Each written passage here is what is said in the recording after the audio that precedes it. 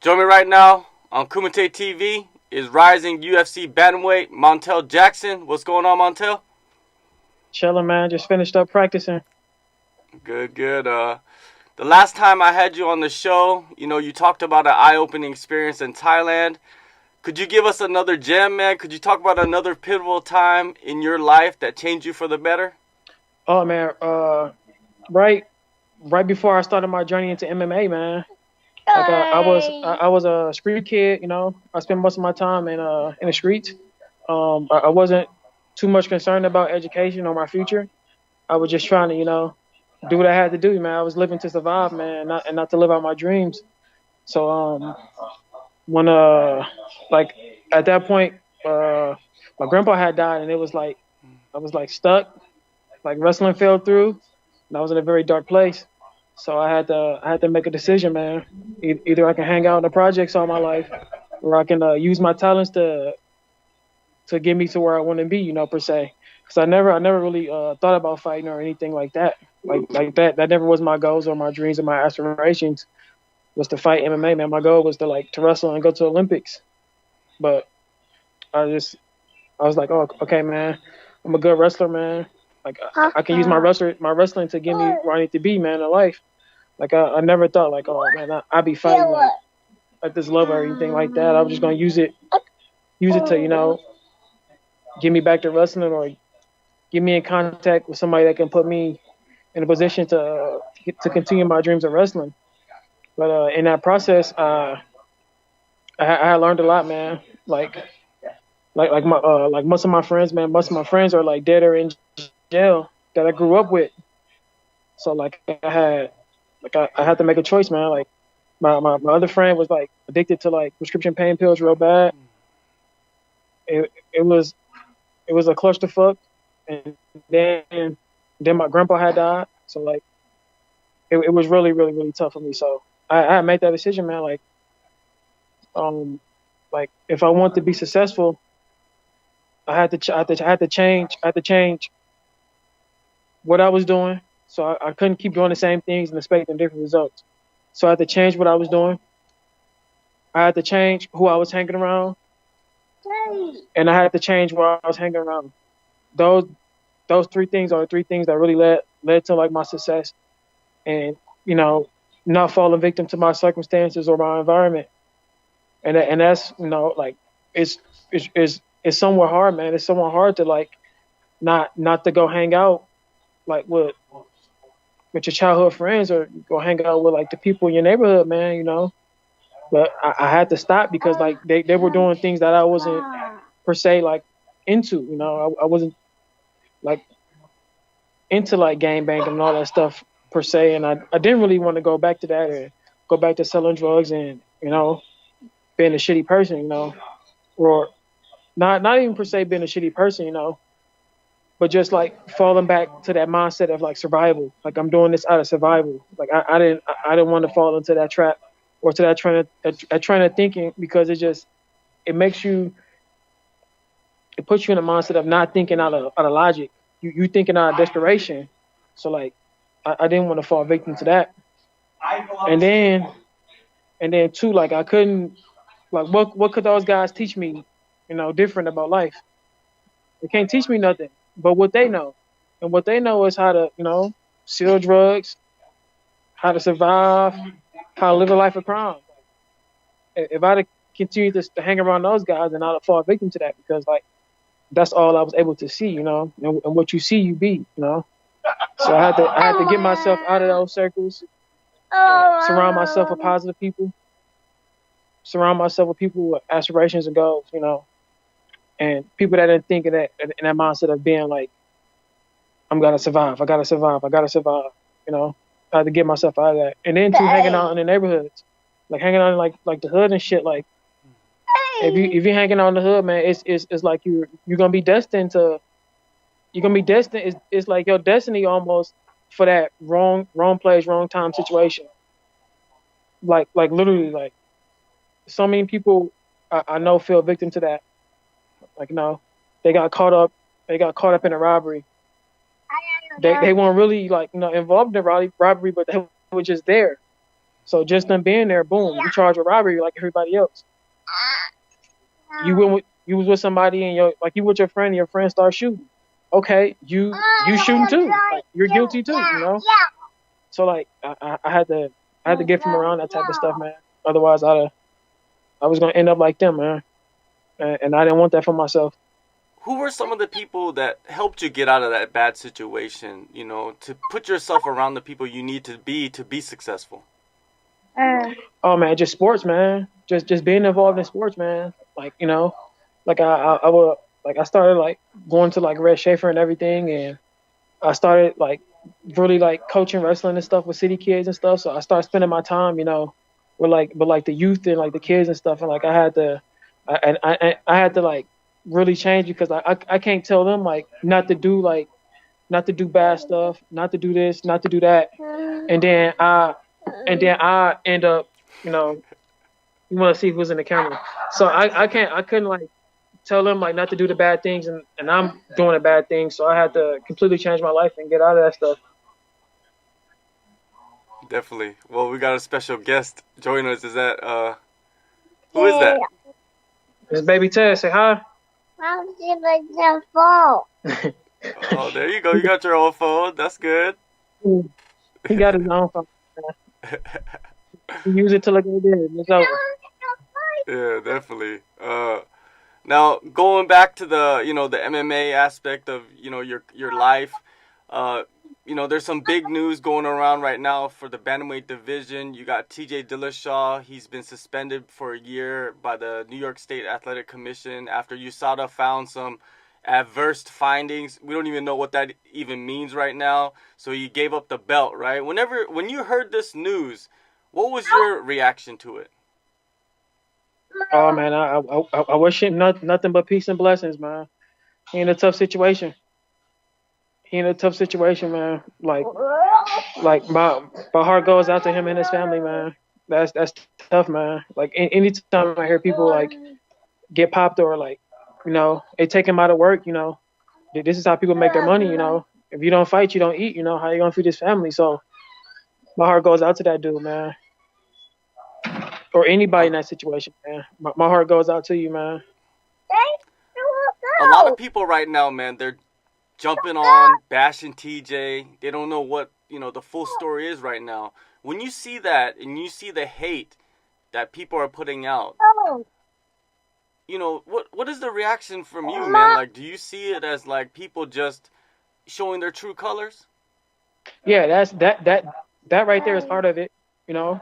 But then it's like, now in society, especially in American society, people really don't have like no empathy for people. People don't understand, and they don't want to understand, you know. So like when I see stuff like that, it's common, man. And then like everyone now is just jumping to conclusion.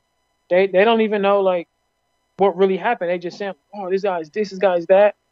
They don't know what led him up to do that, or they don't know if he took tainted supplements. They don't know if someone spiked his drinks, or they don't know. They just jump to conclusion, man. And then what if hypothetically saying he come out and, he had bad supplements?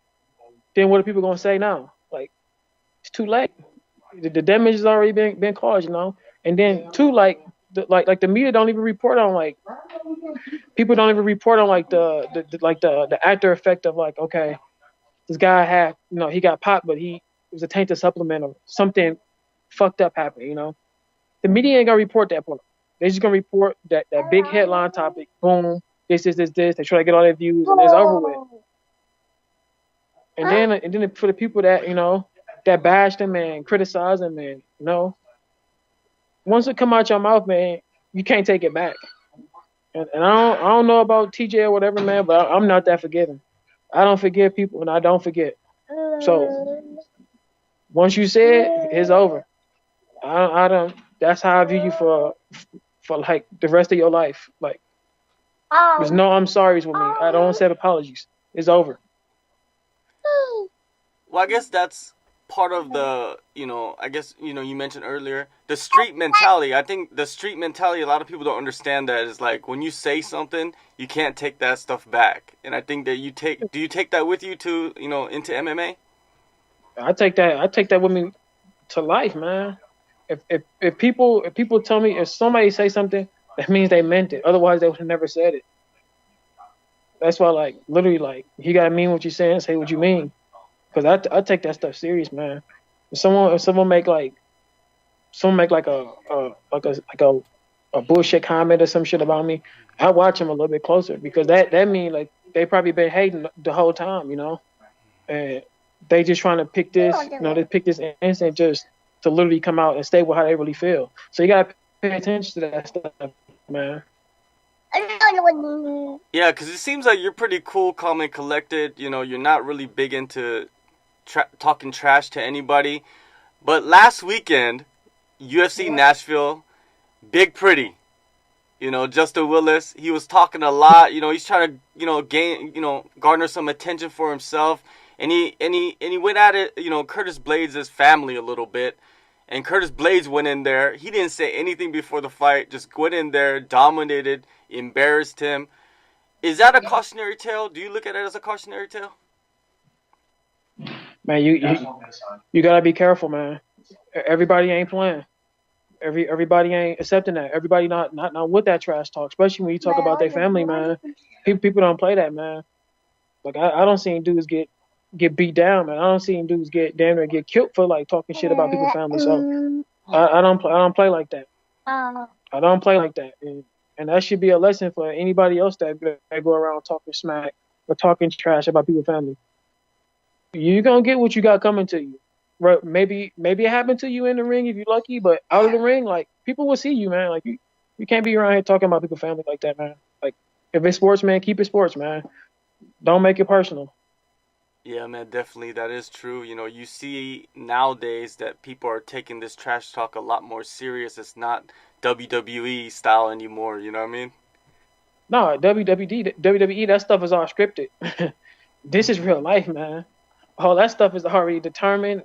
Like, what's going to happen, who's going to do it to you, that stuff is already, like, that's wrote out. This is real life, man. Like, you don't know how far people are willing to go, man. You never know how far people are willing to go. So you run your mouth, man. You gonna get what you got coming to you, man. Again, I can't feel sorry for him, because you asked for it, He made that bed, man. You got to lay in it. Yeah, let's go back to your last fight now. UFC 232. You defeated Brian Kelleher in exactly 100 seconds, which is kind of incredible to me. How you got that on the dot. It was not only your first UFC win, but it was your first submission victory as a pro. What did you think of your performance? I made some mistakes, man. I made some mistakes early on. I'm sorry if I come across as like a person that's like a party pooper or whatever, but I'm a realist, man, and I just don't look at part of the picture, man. I look at the big picture. I made some mistakes in that fight, so right away, we put it on the board and we going back and we trying to fill those holes and we trying to improve, because like you don't want to sit there and gloat. You don't want to sit there and like ponder and sit there and like just smell the roses too long. You got to move on, man. That stuff happened already. What's next? Was Kelleher sleeping on your ground game, since you are known for your devastating striking? Man, I don't know, man. I truly don't know, man. I can't tell you, man. Like I tell everybody, man. I get in there, man, and I see what they got to offer, man. And, I take what they give me, man. I don't get in there with the mindset of like, I'm going to do this, I'm going to do that. I got this, no. Like, I get in there, man, and whatever's available, I take it. Like, I'm not going to force anything. Whatever's going to happen is going to happen, man. That's it. With that said, was there anything different going into that fight compared to your debut against Ricky Simón? Yeah, man, I had a long ass camp. That's about it, man. I had a long ass camp, and I had like an adequate time to prepare, man. So that's what I said. Like with the time given and everything, man. Like I believe and critique myself for my performance should be perfect, man. It should be perfect, man. Perfect. I'm not just like fighting somebody on the street or something, just random person. No, I know who I'm fighting weeks in advance, so my performance should be flawless, man. That's the way I think about it. Well, your next opportunity, UFC 236, you're facing Andre Soukhamthath. What does this opportunity mean for you? Another step up the ladder, man. Another step up the ladder, man. That's all it is, man. Like I don't really put too much into anything, man. You know, like when it happens, it happens. But if it don't, it don't. So it's just another fight to me, man. Training camp, you mentioned earlier you had a long one last time. You probably had a long one, for this fight also. It is a grind. There are many things people feel that are repetitive. What aspect do you enjoy the most leading up to the fight? I really enjoy the end results, but I want to say the process, man. I want to say the whole process, man. The whole process of preparing for this, that's the process I really enjoy, man. Is that part. So when I get in there and I'm able to showcase what I've been working on, that really just makes it all the better. You represent Pura Vida in Milwaukee. Do you put that team on your back? Yeah, I really put, I really like I put everything on my back and everything, a strong person, strong willed person. So I carry everybody, man. So is there a certain type of responsibility you feel to put them on the map, on the MMA map? Yeah, that because those guys, they spend a lot of time with me, man. They put up with a lot of my shit, man. Like Jay got kids, man. He take time away from his family and his kids, to be here, man, and to be my head coach and to train and solo. He take time away from his kids and everything, to be here for me. Zach, he take a lot away from himself to help me out. So like I really gotta go out there and and do my best, With an impressive win over Andre, where does that put you in the bantamweight division, you feel? Where I always been, man, at the top. Like I already know where I'm at, man. It just everybody else has got to catch up, man. That's what I'm at.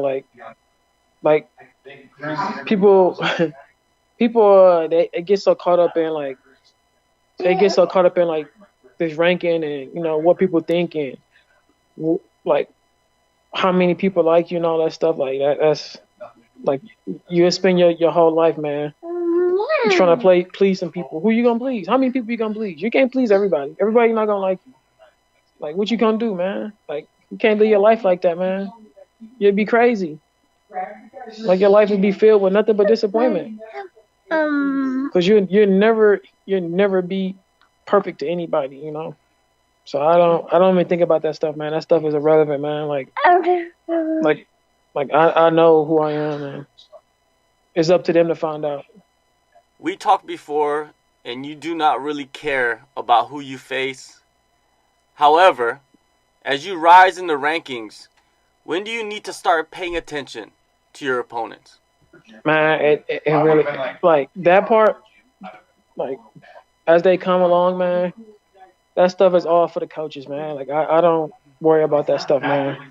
Like that's something for the coaches to do. That's something that they get paid to do is the game plan.